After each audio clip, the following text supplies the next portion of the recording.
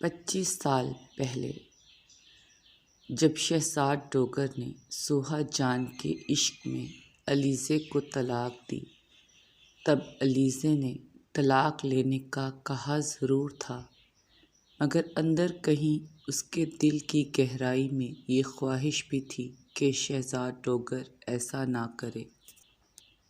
وہ واپس لوٹ آئے، مگر اس دن شہزاد اپنے ساتھ سوہا جان کو بھی لایا، یہ بتانے کہ کچھ بھی ہو جائے وہ سوہا جان کو نہیں چھوڑے گا، اور وہ علیزے کو طلاق دے کر وہاں سے چلا گیا۔ علیزے کے پھر جڑواں بچے حسن اور زارا پیدا ہوئے۔ علیزے کے والدین طلاق کے بعد اسے ساتھ لے جانا چاہتے تھے، مگر فیصل ڈوگر اور بلقیس نے کہا کہ علیزے بیٹی ہے اس گھر کی، اور بیٹیاں کچھ بھی ہو گھر چھوڑ کر نہیں جاتی۔ آج سے یہ یہیں رہے گی، بہو نہیں بیٹی کی حیثیت سے۔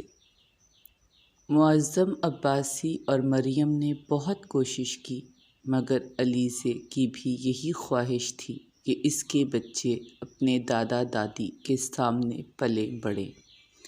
بیٹے کے دکھ نے انہیں پہلے ہی مردہ کر دیا تھا، اب اگر وہ بھی چلی گئی تو ان میں جینے کی خواہش ختم ہو جائے گی۔ علیزے کے ڈوگر ہاؤس میں رہنے پر وقتی طور پر اس کے والدین ناراض ضرور ہوئے، مگر بعد میں اپنی بیٹی کی خوشی اور خواہش کی خاطر مان گئے۔ فیصل ڈوگر نے فیصلہ کیا کہ علیزے کو اوپر والا پورا پورشن الگ کر دیا جائے، جس میں باقاعدہ کچن بھی ہو اور سیڑھیاں گھر کے باہر سے بھی ہوں۔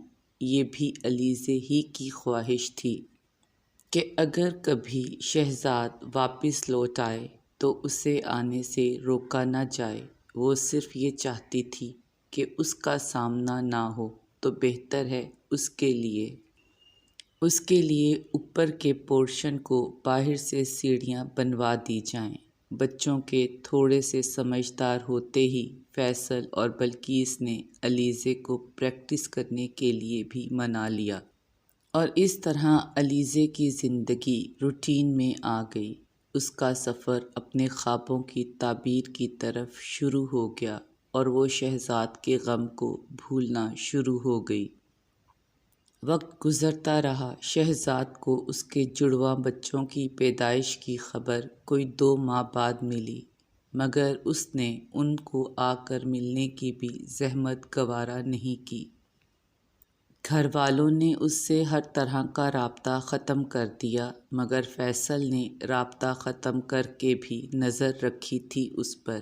کچھ جاسوس لگا رکھے تھے جو پل پل کی خبر دیتے تھے۔ فیصل کو اطلاع ملی کہ ناران کاغان کی کوٹھی اور 2 ہوٹل شہزاد نے اس کے نام کیے ہیں، اور یہ سب لینے کے بعد کچھ عرصہ بعد سوہا جان نے اس سے طلاق لے لی اور کہیں چلی گئی۔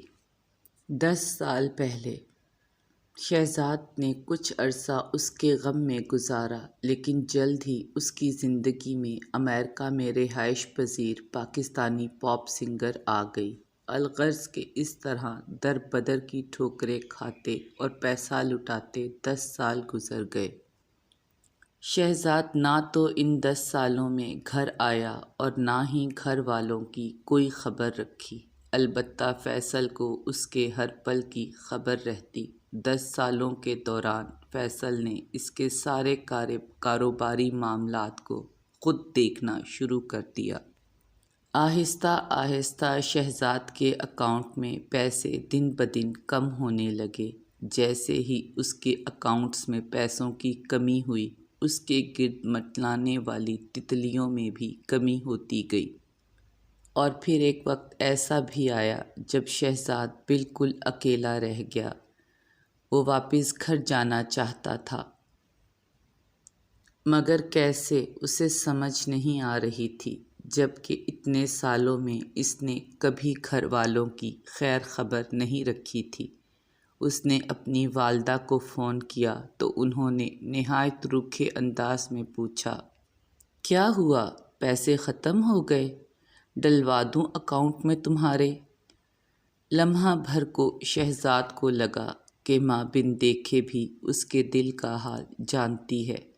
شہزاد ابھی سوچ ہی رہا تھا کہ کیا بات کرے کہ بلقیس دوبارہ بولی، جواب دو، کیا پیسے ختم ہو گئے ہیں؟ کہو کتنے چاہیے؟ شہزاد ڈوگر نے جواب میں پوچھا، بابا کیسے ہیں؟ آپ کیسی ہیں؟ بلقیس نے لمبی گہری سانس لی اور فون کاٹ دیا۔ شہزاد سمجھ ہی نہیں پایا بلقیس کیوں چپ تھی۔ شہزاد کافی دیر تک سوچتا رہا، کس سے پوچھوں سب کے بارے میں۔ فیصل کو کال کرنے کی اس میں ہمت نہیں تھی۔ 2 دن اسی طرح گزر گئے۔ پھر اس نے اپنی چھوٹی بہن عطیہ کو کال کی تو اس نے بھی نہایت ہی خشک انداز میں جواب دیا۔ شام کو شہزاد نے بلقیس کو ہی دوبارہ کال کی تو اس کا فون کسی لڑکے نے اٹھایا۔ شہزاد اپنی ماں کی عادت سے واقف تھا کہ اس کا فون کسی بھی اور کو اٹھانے کی اجازت کبھی نہیں تھی۔ اس سے پہلے کہ شہزاد سوال کرتا، اس لڑکے نے کہا، دادا ابو کی طبیعت بہت زیادہ خراب ہے اور دادو ان کے ساتھ ہیں۔ اگر آپ نے دادو سے بات کرنی ہے تو فی الحال ممکن نہیں، اور کال کاٹ دی۔ فون پر ایک جوان اور باروب آواز سن کر شہزاد سوچتا ہی رہ گیا، کیا یہ اس کا بیٹا بول رہا تھا؟ یہ بات سوچ کر بے ساختہ مسکراہٹ اس کے ہونٹوں پر آ گئی، مگر لمحہ بھر میں جیسے ایک بجلی کی لہر دوڑ گئی۔ علیزے کو تو اس نے طلاق دے دی تھی، اس کا بیٹا یہاں کیا کر رہا ہے؟ کیا علیزے بچے چھوڑ کر چلی گئی تھی؟ کیا بابا کی طبیعت اتنی خراب ہے کہ یہ سب ملنے آئے ہیں؟ اماں نے فون خود کیوں نہیں اٹھایا؟ مطلب بابا کی طبیعت بہت زیادہ خراب ہے۔ یہ سب سوچ سوچ کر اس کے سر میں درد شروع ہو گیا۔ ابھی انہی سوچوں میں گم تھا کہ فیصل کے نمبر سے کال آئی اور وہی لڑکا بول رہا تھا، السلام علیکم، آپ سے دادا ابو نے بات کرنی ہے۔ اس سے پہلے کہ شہزاد کچھ بھی پوچھتا، فیصل کی آواز سنائی دی، جسے سن کر شہزاد کانپ گیا۔ میرے پاس وقت بہت کم ہے اور مجھے کچھ ضروری باتیں کرنی ہیں، جتنی جلدی ممکن ہو گھر آ جاؤ۔ یہ کہنے کے ساتھ ہی کال کٹ گئی۔ شہزاد عجیب ششوپنج کا شکار ہو گیا۔